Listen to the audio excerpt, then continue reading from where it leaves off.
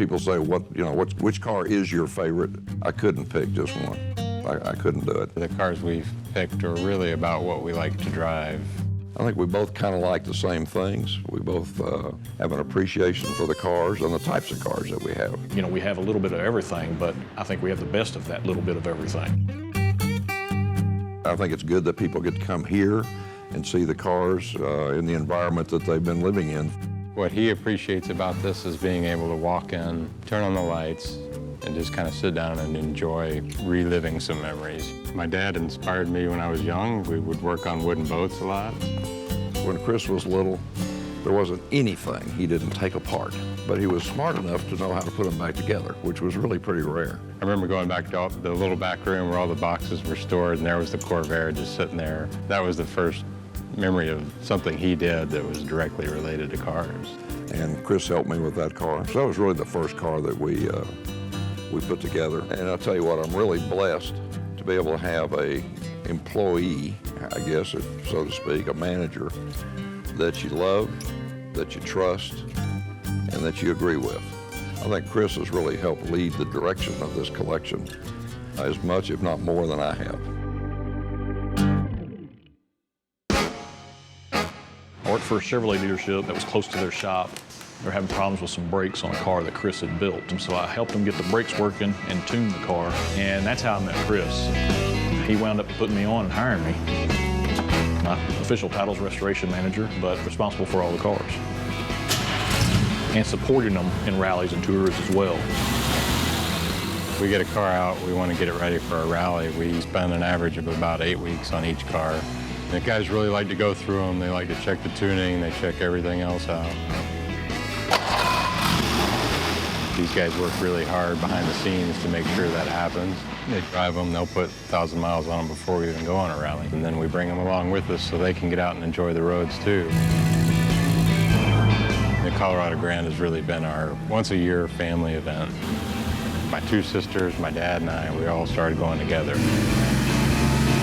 Found out my girls have a knack for driving. Jennifer, she drives a lot faster than me. Sometimes she scares the fool out of me. It kind of takes us back to a time, and we were still just little kids with our dad. You know, eat together, be together, drive cars together. It's just a blast.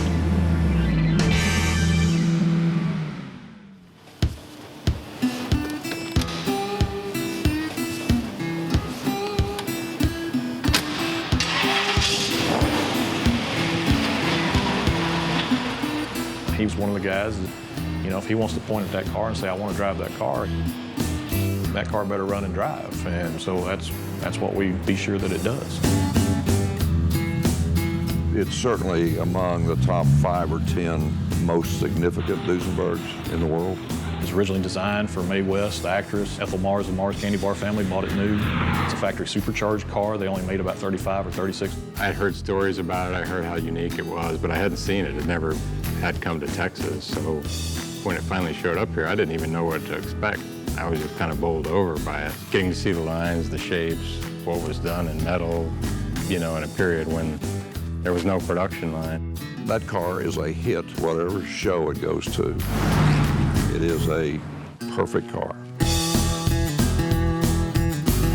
My dad's always been a fan of Carroll Shelby's. He was from Texas. It was the first race car sold to the public by Shelby. It hasn't been restored or over-restored. The car has the creases in the doors from racing. It's kind of been my go-to car for several rallies now.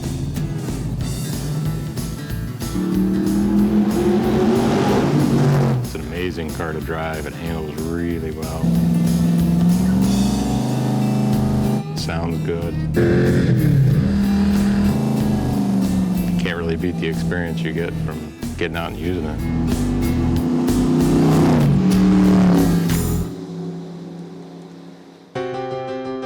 It's a straight 8 Packard on a 120 chassis, a one-off Graber body. Kind of looks like the Batmobile from a different era. Different stories were floating around about how the car had survived through the war in this barn.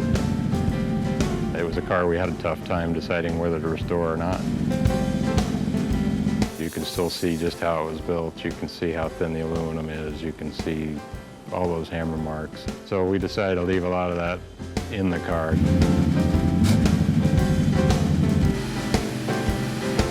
From the 80s on up, the 930s are about the best looking car there is. They're the car everybody had on their wall when they were a kid. That's what you had to have when you grew up. It's like a brand new 53 Cadillac, and I don't know where else you could find that. It was owned by a Packard dealer, and he kept that Cadillac for people to test drive and compare the Packard to the Cadillac. And I bought it, it had 7,800 miles on it. It's never been restored, it's never been touched. It is so quiet and smooth. That car is just unbelievable. So many people say, you know, they're really not our cars. We just happen to be the custodian of these cars for a while. It's so important to keep paintings, art, automobiles, and not forget the things that got us to where we are today.